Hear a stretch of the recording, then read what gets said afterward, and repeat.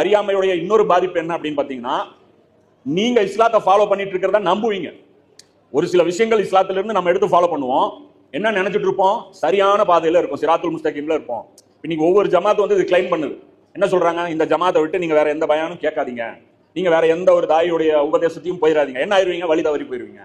அப்போ ஹிதாயத்து அல்லாஹ் இடத்துல இல்ல, எங்க இடத்துல தான் இருக்குன்னு சொல்லி அவங்க கிளைம் பண்றாங்க. அதையும் நம்பி மக்கள் என்ன பண்றாங்க? போறாங்க. ஆனா அந்த அறியாமை இருக்கு பாருங்க, அதனால என்ன நடக்கும்னா, நாம சில விஷயங்களை ஃபாலோ பண்ணிட்டு இருப்போம். ஆனா மறுமையில போய் நிற்கும் போது அல்லாஹ் கேட்கிற கேள்விகள் வேறையா இருக்கும். அப்ப டோட்டலா நமக்கு என்ன ஆயிரும்? கன்ஃபியூஸ் ஆயிரும். என்னடா வாழ்க்கை பூரா இக்லாஸா செயல்பட்டோம், ஆனா ஒண்ணும் இதுக்கு 5 பைசா கிடையாதுன்னு முடிஞ்சு போயிடும். அமல்கள் எல்லாமே என்ன ஆயிரும்? அதுதான் சூரா நூர்ல அல்லாஹ் சொல்றான், காணல் நீரை போன்றது. உங்களுக்கு பார்க்கும்போது ஏதோ தூரத்துல தண்ணி இருக்கு, மறுமையில ஏதோ பலன் கிடைக்கும் நீங்க நினைச்சிருப்பீங்க.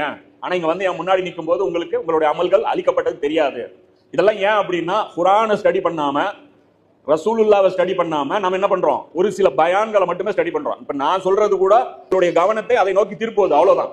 இதை தாண்டி நீங்க உழைக்கணும். முழுமையான குர்ஆன், அட்டை டு அட்டை குர்ஆன்ல என்ன சொல்லப்பட்டிருக்குங்கிற அந்த அறிவு நீங்கள் ஏற்படுத்திக்கிட்டால் ஒழிய உங்களை யாரும் பாதுகாக்க முடியாது.